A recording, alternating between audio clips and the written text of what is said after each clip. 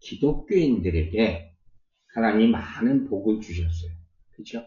기독교인이라는 자체가 세상과 구별된 복을 받은 것을 믿으시기 바랍니다.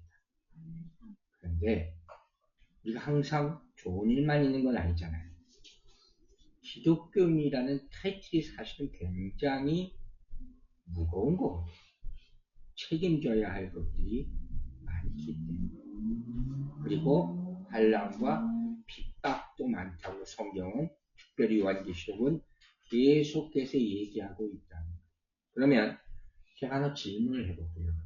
우리 그리스도인들에게 있어서 가장 아프고 심각한 질병이 있다면 그게 뭘까?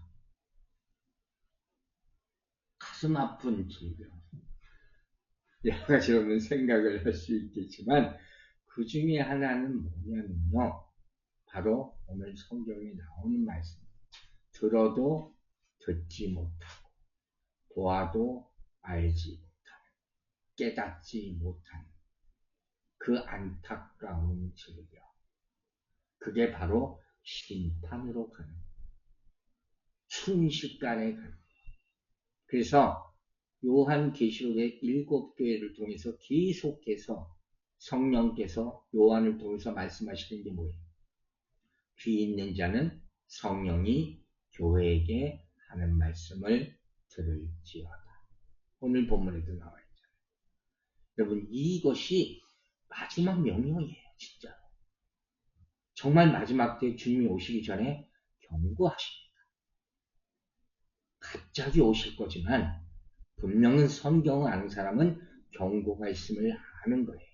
그때 귀를 바짝 기울이셔서 주님의 말씀대로 사시기를 주 이름으로 축원합니다.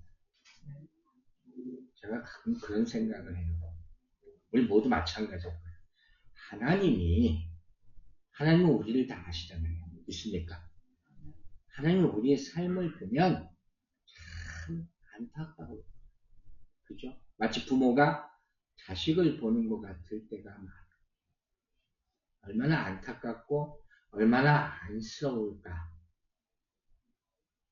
저같이 부족한 사람도 성도들 목회하는 가운데 느끼는 것이 하나가 있는데 그게 뭔지 아세요?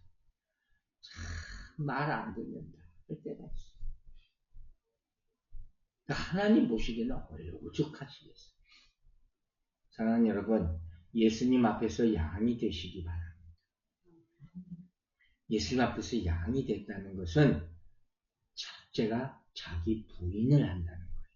self-denial이라는 거예요. 나는 없습니다. 그것이 예수의 제자 되는 첫 번째 시작이에요. 제자들을 부르실 때 다 그렇게 부르시죠. 자기 부인. 두 번째가 그러므로 말미암아 자기 주장이 없어지는. 내 생각에는요 가 있으면 이미 하나님과의 대화가 단절이 되는 거예요. 그리고 세 번째 하나를 덧붙이자면 말씀을 들을 때 말씀 앞에서 찔림이 있어야 해요.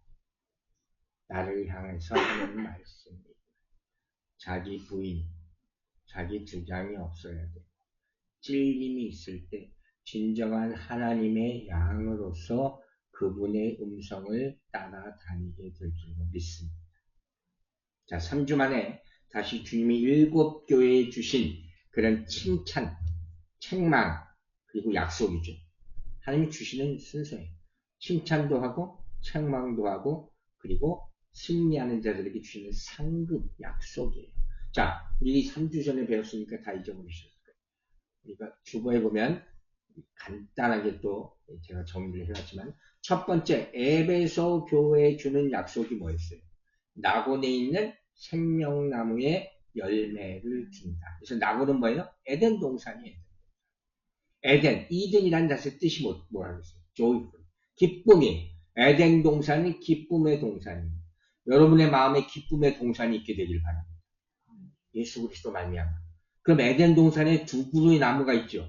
그 특징적인 여러 개 중에 하나님이 심으신 두 개 뭐예요? 하나는 선악을 알게 하는 나무예요. 선악과 수분이 말하는. 그리고 두 번째는 생명나무.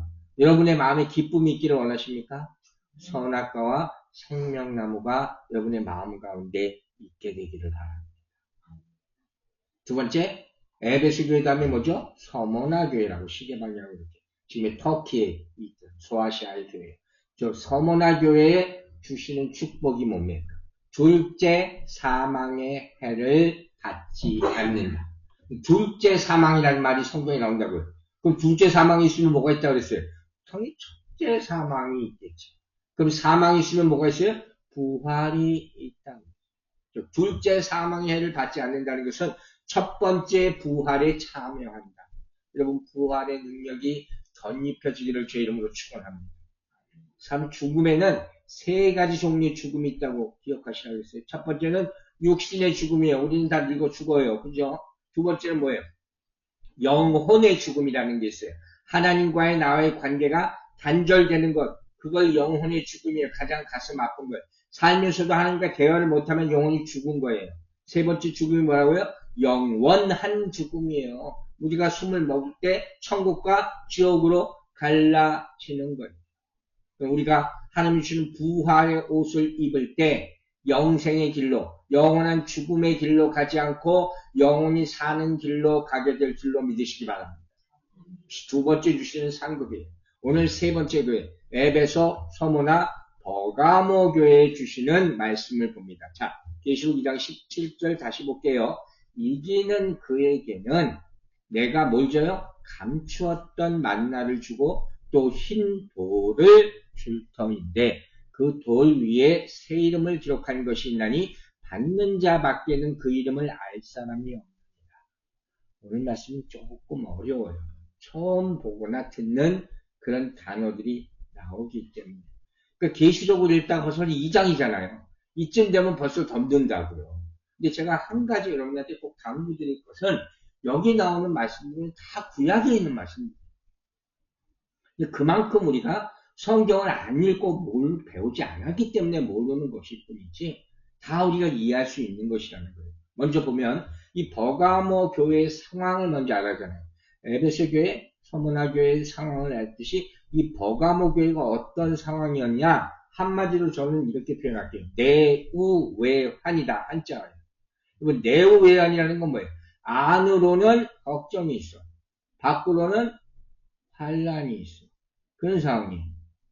실질적으로 보면 이 교회 안에 미혹의 영이 역사했어. 유혹하는 그런 나쁜 것들이 있어. 그 밖으로는 교회를 막 박해하고 핍박하는 게 있어. 모든 시대의 교회는 다 이런 일이 있었어요. 지금도 똑같은 거예요. 그럼 여러분 생각해 보세요. 자, 내부, 안의 걱정과 밖의 환란, 뭐가 더 큰 문제예요? 여러분 지금 이 정도 교회 생활을 했으니까 믿음이라는 걸 놓고 볼 때 생각하는 거예요. 우리 안에 있는 문제와 바깥에 있는 문제, 뭐가 더 큰 문제인 것 같아요. 외적인 문제, 박해하고 핍박하는 것은요, 그래도 내가 어느 정도 이제 믿음이 있으면 이겨낼 수 있어요. 견뎌낼 수 있어요. 또, 교회라는 울타리가 있잖아요. 그래서 여러분 제가 항상 뭐라고 해요? escape to God라고 하잖아요. 하나님께 피하라는 거예요. 교회 안에 들어오면 방주 되시는 교회가 여러분을 지켜줄 줄로 믿습니다. 그래서 밖으로 환란으로부터 우리를 보호하는 것이 교회라는 거예요. 그런데 문제는 뭐예요? 항상 내적인 영역. 이게 먼저 무너지는 거예요. 그래서 이런 표현을 씁니다. 여러분의 마음 전쟁에서 이기시기 바랍니다. 내 마음이 항상 갈등해요. 이게 문제인 거예요. 그 로마서 7장을 바울의 고백을 다시 볼 수밖에 없는 거예요. 다시 한번 봅니다. 7장 20절 보세요. 만일 내가 원하지 아니하는 그것을 하면 그러니까 이거 안 해야 될 거야. 나쁜 일인데 꼭 내가 보면 그 일을 하고 있어. 일을 행하는 자는 뭐예요? 내가 아니요 내 속에 거하는 죄인이다. 이 얘기를 제가 자주 하는 이유는 이걸 부인하지 말라는 거예요. 내 안에 죄가 있어요, 없어요? 있어요. 예수 믿기 제일 힘들어하는 사람들이 공통적으로 하는 얘기가 뭔지 아세요? 왜 나보고 죄인이라 그러냐? 그게 어려운 거예요. 성경은 우리가 다 하나님 앞에 죄인이다. 죄가 있고 선이 있어. 악이 있고 선이 내 마음에 두 개가 다 있단 말이에요. 바울이 보면 바울이. 이게 항상 싸운단 말이에요. 누가 이겨요? 악한 게 이긴다. 그러면 어떻게 해야 되냐? 자, 답을 드릴게요. 바로 뒤에 있어요. 우리 유명한 구절, 로마서 7장 24절. 오호라 나는 권고한 사람이로다. 이 사망의 몸에서 누가 나를 건져내냐. 무슨 얘기예요? 나는 이거 못해. 악이 항상 선을 이기는 것 같아. 내 수로 할 수 없습니다. 어떻게 좀 할 수 있게 도와주세요. 그게 누구예요? 하나님 구도자. 그래서 우리는 하나님을 믿는 거예요. 맞습니까? 내 힘으로만 안 된다는 것을 인정하세요. 그리고 성령께 도움을 구하세요. 작은 것부터 큰 것에 이르기까지 내가 뭘 어떻게 해보겠다 하면 결국 내 안에서 할 수밖에 없어요. 하나님께 구하면 하나님께서 해결해 주실 줄로 믿으시기 바랍니다. 이게 성경이 말하는 승리하는 방법이라는 거예요. 자, 보세요. 그러면 버가모 교회는 어떻게 했을까? 밖으로는 환란이 있었다고 그랬어요. 안으로는 유혹과 어려움이 또 있었어요. 그럼 어떻게 갈등할 거 아니에요? 평생의 삶이 이래. 그 결과가 뭐였냐면 타협이라는 거예요. 타협. 익숙한 단어죠. 우리 일상 가운데 너무 잘 일어나고 전 세계 교회에서 흔히 볼 수 있는 단어가 바로 타협. 다른 말로 용인, 그냥 놔둬. 그냥 사랑으로 덮어. 이런 말을 쓴단 말이에요. 그냥 방치해도. 이러면 어떻게 돼요? 진리와 진실이 왜곡되기 시작해요. 왜? 선과 악의 구별이 벌써 흐릿해져. 그러면 하나님을 만날 수가 없어요. 교회가 그래서 잘못되는 거예요. 여러분 중요한 질문을 할게요. 하나님과 세상을 동시에 섬길 수 있습니까? 중요한 질문이에요. 하나님과 세상을 동시에 만족시킬 수 있습니까? 없죠. 여러분 분명히 얘기하셨어요. 이렇게 하게 만드는 걸 누구라고 성경이 얘기하냐? 거짓 선지자. 분명히 성경에 나와 있어요. 성도는 여러분 잊지 마시기 바랍니다. 자기 만족을 위해서 교회에 나오는 게 아니에요.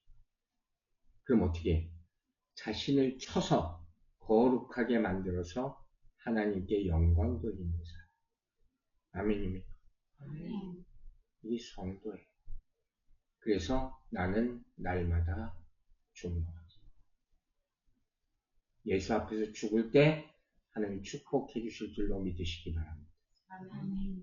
자, 그렇다면 구체적으로 버가모 교회의 현실적인 문제가 뭐냐? 핵심이 뭐냐? 계시록 2장 14절을 봅니다. 그러나 내게 두어 가지 책망할 것이 있나니. 자, 이제 책망이 나와요. 그죠? 칭찬이 있고 책망이 있고 그 다음에 약속이 있다. 거기 내게 발람의 교훈을 지키는 자들이 있도다. 알뜰마트나 이름들이 나오게 되면 어려워진다 그랬어요. 그 다음에 발람이 발락을 가르쳐서 이스라엘 자손 앞에 걸림돌을 놓아서 우상의 제물을 먹게 하고 또 행음하게 하였느니라. 어쨌든 잘못하는 건 뭐예요? 우상의 제물을 먹고 행음하고 두 가지는 확실하죠. 그러니까 맨날 헷갈려하는 성경 이야기 중에 하나가 발람과 발락이라는 이름도 비슷한 이 두 사람의 스토리란 말이에요. 간단히 제가 다시 한번 리마인드 시켜보면 뭐냐면 이건 민수기 31장에 나오는 이야기예요. 이게 무슨 소리냐? 이스라엘이 모압이라는 이스라엘 평생 괴롭힌 족속 중에 하나. 에돔 족속과 모압 족속인데 이 모압 족속과 전투를 하는데 만만치 않아. 근데 발람이라는 이방인 선지자가 있었어. 발람이 선지자야. 이 사람이 왔다 갔다 하는 사람이야. 이 편에 섰다 저 편에 섰다 쉽게 말하면. 그런데 모압왕 발락에게 뇌물을 받아먹고 이스라엘을 망하게 하려고 하는 전술을 이 모압왕 발락에게 가르쳐줘요. 그 방법이 뭐라고요? 우상의 쟁물 먹고 행음하게 하면 막. 이게 무슨 그 힘으로 이기는 방법을 가르치는 것도 아니고, 에? 재물로 이기는 방법을 가르치는 것도 아니고 행해서 우상숭배하는 똑같은 의미거든. 이걸 뭐라 그래요? 영적인 타락이라고. 우리가 하나님의 거룩을 잃어버릴 수 있는 이유는 영적으로 타락하는데 버가모 교회가 똑같은 일을 당하고 있어요. 오늘날의 현대 교회들이 다 이걸 다 쉬쉬하고 있지.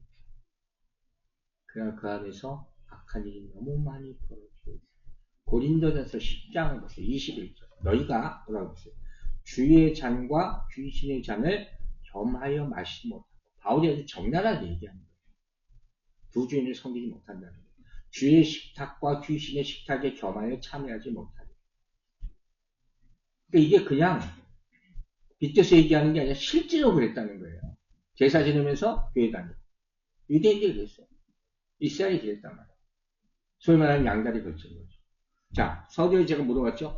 하나님과 세상을 모두 만족시킬 수 있는가? 그죠? 그런데 그렇게 하잖아. 그래서 타협이 한다고. 그리스도인들이라면 종국에 갈 수 있는, 선택할 수 있는 길은 두 개밖에 없어요. 예수 그리스도라는 길. 그리고 마귀가 갑니다. 중간 없어요. 회색지대는 없어요. 기독교는 회색지대를 가르치는 종교가 아니에요. 여러분 결단하시고 절대로 변하지 않게 되기를 주의 이름으로 축원합니다. 자, 이제 이 핍박과 유혹을 이기는 자, 극복하는 자에게 주시는 하나님의 상급이죠. 핵심이죠, 이거. 자, 17절 계속 봅니다. 2장 10절 다시 봅니다.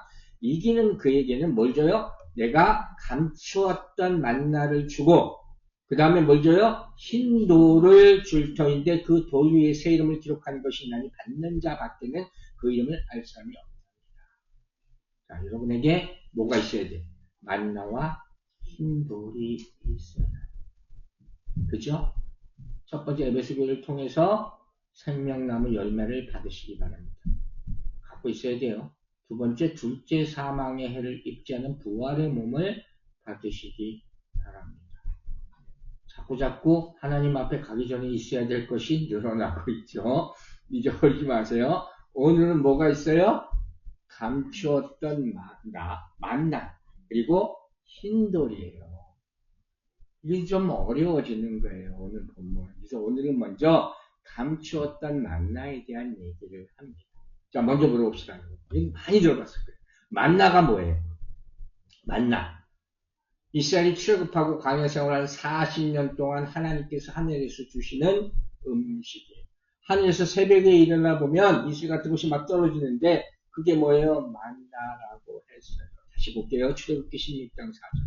그때 여호와께서 모세에게 이르시되 보라 내가 너희를 위해 하늘에서 양식을 비같이 내리니 백성이 나가서 이동할 것을 날마다 거둘 것이다. 16장 4절. 40년 동안 이걸 받아 먹었어. 할렐루야. 여러분에게 축복이 있게 되길 바랍니다. 자, 그 다음에 16장 15절을 봅니다. 이스라엘 자손이 보고 그것이 무엇인지 알지 못하여 서로 이르되 하늘에서 뭐가 떨어지지 처음에 이게 뭔지 몰랐다는 거죠. 이는 여호와께서 너희에게 주어 먹게 하신 양식. 그러니까 말씀을 해주니까 그때야 깨달아서 갔다는 거예요. 그래서 제가 몇 차례 말한 적이 있잖아요. 만나, 영어로 manna라는 단어의 뜻이 뭐라고요? What is this? 이것이 무엇이냐? 그게 본 거예요. 이게 뭐지? 이건 또 강조합니다. 우리가 하나님이 주시는 걸 받을 때 항상 감사할 수 있게 됩니다. 근데 이게 루틴이 되면 처음에는 와 이게 뭐지? 했다가 아이고 이게 뭐야? 이렇게 은혜가 없어지는 거예요. 그죠? 그 귀한 은혜가 값싼 은혜로 변하지 않게 되기를 바랍니다. 이걸 성경은 뭐라고 표현해요? 하늘 양식. 신약에는 뭐라고 표현합니까? 예수 그리스도. 생명의 떡. 매일마다 받아먹게 되기를 주의 이름으로 축원합니다. 그래서 요한복음 6장 49절 50절 이렇게 표현합니다. 설명. 성경 다 설명이에요. 너희 조상들은 광야에서 만나를 먹어서도 죽었거니와 자, 이 의미를 기억하고 계세요. 이는 하늘에서 내려오는 만나죠. 하나님 예수 그리스도예요. 구약의 만나와 생명의 떡은 차이가 있다는 걸 설명하는 거예요. 사람으로 하여금 먹고 죽지 아니하게 하는 것입니다. 만나는 그걸 아무리 먹어도 결국 죽었어. 출애굽할 때 광야 40년 동안의 출애굽 1세대는 결국 다 죽었어. 여호수아 갈렙 빼고. 그죠? 자, 왜 그랬냐? 요한복음 6장 51절 보세요.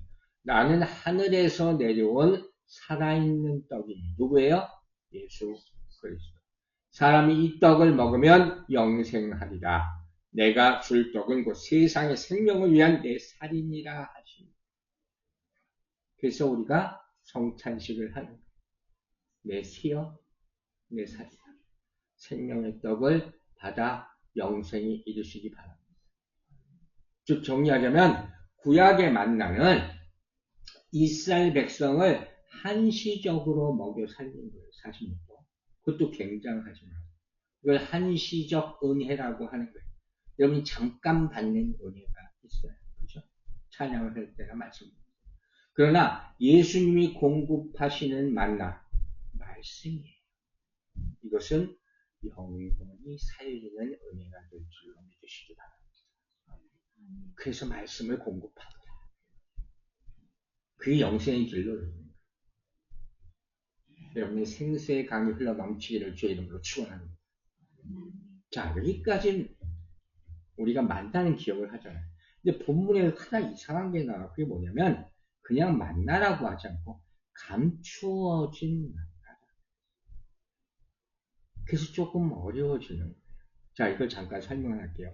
감추어진 만나라는 의미, 첫 번째 역사적인 의미가 있어요. 이건 뭐냐면, 자, 이스라엘 백성들이 출애굽하면서 가장 중요하게 여겼던 것 중에 하나가 뭔지 아세요? 이 출애굽하면서 광야를 갈 때, 전쟁을 할 때 가장 앞에 두었던 게 뭐냐면 언약궤예요. 거기 하나님이 임재하신다고 생각했으니까 하나님이 전쟁을 이끄시는 분이라고 생각했어요. 가장 중요하게 생각했어요. 근데 이스라엘이 바벨론 포로로 끌려가면서 이 언약궤가 사라집니다. 잊어버려요. 여러분이 가장 중요하게 생각하던 보물을 잊어버렸다고 생각하세요. 끔찍한 일이 생긴 거예요. 이스라엘에 어마어마한 일이 생긴 거예요. 그럼 언약궤 안에 세 가지 중요한 성물이 들어있다고 배웠단 말이에요. 그게 뭔지 한번 기억하세요. 언약궤 안에 세 가지 중요한 이스라엘이 가장 중요한 세 가지가 있었는데 첫 번째가 십계명의 두 돌판이 들어있었어요. 하나님의 약속을 담은 것. 그리고 두 번째가 바로 만나를 담은 돌 항아리가 있었어요. 그리고 세 번째가 바로 이 아론의 쌍난 지팡이라는 게 있어요. 이 세 가지. 하나님의 약속과 하나님의 40년 동안의 은혜와 하나님의 주권과 심판, 가장 중요한 세 가지가 이 언약궤 안에 다 들어가 있습니다. 이걸 항상 정말 가장 중요한 것으로 삼고 다녔는데 이걸 잊어버렸단 말이에요. 그러니까 그 사람도 어떻게 생각했어요? 이제 하나님 떠났다. 그리고 바벨론 포로 생활을 한 거예요. 끌려갈 수밖에 없는 상황이 돼버린 거지. 믿음을 잃어버렸으니까. 근데 유대 전승에 따르면 어느 순간 마지막 때가 되면 이 잃어버렸던 언약궤가 다시 나타나는 것입니다. 여러 가지 얘기가 있죠. 예레미야 선지자가 얘기했다는 말도 있고 천사가 나타나서 예고했다는 말도 있다. 이게 첫 번째 역사적인 감추어진 만나에 대한 해석. 상당히 의미가 있죠. 두 번째 성경적 해석을 얘기해요. 저는 제가 좋아하는 말씀입니다. 자, 만나는 뭐라고요? 예수 그리스도라는 거예요. 하나님의 말씀이에요. 성경을 보면 여러 곳에서 예수 그리스도를 표현할 때 예수 그리스도는 감추어져 있다. 이런 표현이 나와요. 놀라운 표현이에요. 그중 예를 하나만 들게요. 로마서 16장 25절, 26절. 나는 복음과 예수 그리스도를 전파함은 영세 전부터 어떻게 돼요? 감추어져 있다가 이제는 나타내신다. 참 놀라운 말씀이죠. 이걸 해석을 합니다. 예수 그리스도가 분명히 감추어져 있다가 이제 나타났어요. 쉬운 예로 구약과 신약의 400년의 중간기가 있어요. 그때 하나님이 없었다. 이스라엘이 이렇게 생각하거든요. 그럼 왜 예수 그리스도가 영세전부터 감춰져 있다가 이제 나타내신 바 되느냐? 좀 어려울 수도 있지만 듣고 하면 안 그래요. 첫 번째, 예수 그리스도는 하나님의 아들이죠. 믿습니까? 근데 이 땅에 육신을 가지고 오셨어요. 그래서 이걸 우리가 뭐라고 표현합니까? 신성과 인성을 다 가지고 계시다. 믿습니까? 이게 참 미스테리죠. 그렇기 때문에 하나님의 아들이에요. 즉, 인간의 몸을 입고 오셨지만 그 안에 하나님의 성령으로 계십니다. 아멘. 우리 마찬가지예요. 여러분, 우리가 육신의 몸을 입고 있지만 예수 그리스도를 믿는 순간에 성령이 임하심을 믿으시기 바랍니다. 그러니까 이전에는 감춰져 있었어. 내 안에 예수가. 예수 믿기 전에는 몰랐지. 그러나 이제는 나타났어. 아멘입니까? 이 얘기를 하는 거예요. 자, 또 한 가지. 예수 그리스도가 감춰져 있다는 것은 성도의 삶 속에 감춰져 있다. 여러분, 예수를 이제 믿습니다. 맞습니까? 그럼 예수 그리스도를 믿는 그리스도인으로서 살아야 되는 거예요. 어떻게 살아야 됩니까? 내 영광이 아니라 이제 누구의 영광? 하나님의 영광을 나타내기 위해서. 감춰졌던 것이 영광으로 드러난다. 아멘 되시기 바랍니다. 놀라운 거예요. 그래서 나팔 불 때 나의 이름 찬양하게 되는 거예요. 세 번째, 예수 그리스도가 감춰져 있다는 것은 뭐냐면 믿는 사람들에게만 나타난다. 그래서 그렇게 예수 믿으라 그래도 안 믿게 돼요. 이유가 바로 이게. 본문은 믿는 자에게만 만나길 주십니다. 그리고 어쩔 수 없어. 어쩔 수 없어. 목사님 저도 다 믿었으면 하지만 끝까지 안 믿겠다는 사람들이 있어요. 참 가슴 아픈 거예요. 그래서 우리가 끝까지 전도하는 언제 어떻게 될지 모르니까. 그럼 여기서 본문에서 감추었던 만나라고 분명히 나왔어요. 그럼 이건 하나님의 의도가 있다. 하나님이 일부러 이것을 숨기셨다. 이게 하나님의 비밀 중에 하나예요. 즉, 메인 것은 어떻게? 푸시. 감추었던 것은 나타나게 하시는 것. 리베일하는 것. 그게 계시록이에요. 그래서 요한계시록의 영어가 뭐예요? 레벌레이션. 드러낸다. 감추었던 것을 드러낸다. 그래서 계시록 1장 3절에 뭐라고 했어요? 이 예수 그리스도의 말씀을 듣고 행하는 자에게 복이 이렇게 읽어라. 성경 모든 말씀을 읽으시기 바랍니다.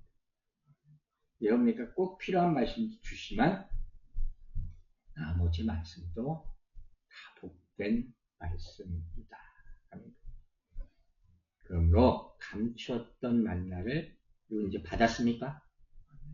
이 받았다는 것은 죽었던 생명을 다시 살게 되었다. 할렐루야.